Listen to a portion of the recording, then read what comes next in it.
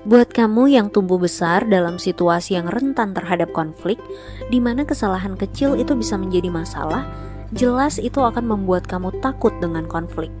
Kamu takut mengecewakan orang lain, apalagi sampai berantem sama orang.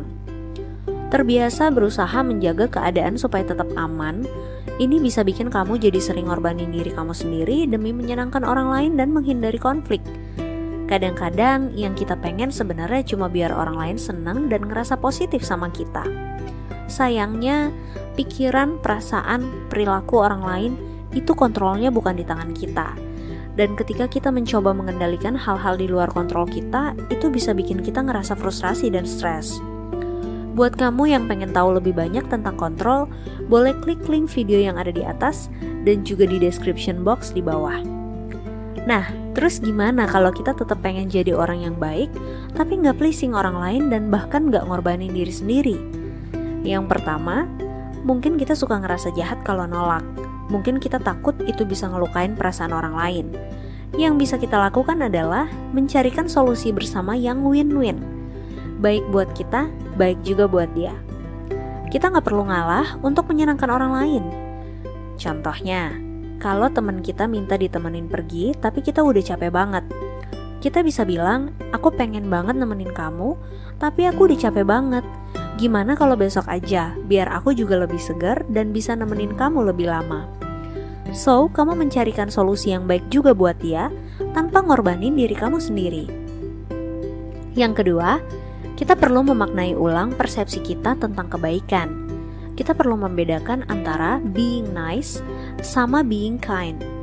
Being nice itu apa yang kelihatan, yang kita tunjukkan pada orang lain lewat cara kita bicara, bersopan santun, dan sebagainya. Sebaliknya, being kind juga tetap perlu kata-kata yang baik, tapi lebih dari itu. Kindness termasuk membantu orang lain, memaafkan, menjaga rahasia teman kita, dan hal lainnya yang mungkin gak kelihatan, termasuk berbaik hati sama diri kita sendiri. So, kalau kita pengen jadi orang yang baik, sebaiknya kebaikan itu bukan sebatas nice aja, tapi juga kind. Itu akan membuat kita merasa lebih bahagia ketika kita melakukan suatu kebaikan. Yang ketiga, selalu ambil waktu istirahat untuk diri kamu sendiri, alias nge-charge, supaya energi kamu juga udah full sebelum kamu berbagi sama orang lain. Yang terakhir, konflik adalah hal yang wajar banget terjadi ketika kita berhubungan sama orang lain. Gak perlu takut ngadepin konflik, justru itu bisa mempererat hubungan kamu dan kamu jadi lebih bisa mengenal orang tersebut. Jadi gak apa-apa untuk bisa menyampaikan pendapat dan kebutuhan kamu juga dengan baik dan tidak agresif.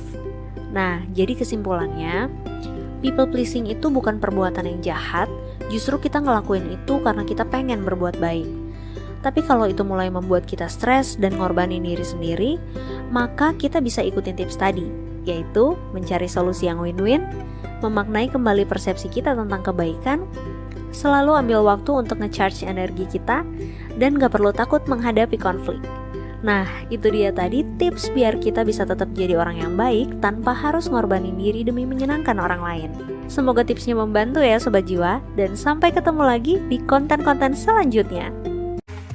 Seperti biasa, setiap video cerita jiwa bertujuan untuk mengedukasi, bukan untuk diagnosa. Jika Sobat Jiwa merasakan kondisi mental yang cukup berat yang tidak dapat Sobat Jiwa atasi sendiri, dianjurkan untuk menghubungi psikolog terdekat. Buat yang punya pertanyaan atau ingin berbagi cerita, silakan komen di bawah ya. Cerita Jiwa akan mencoba membalas pertanyaan dan cerita tersebut. Atau mungkin akan membuat video-video selanjutnya berdasarkan pertanyaan dan cerita dari Sobat Jiwa.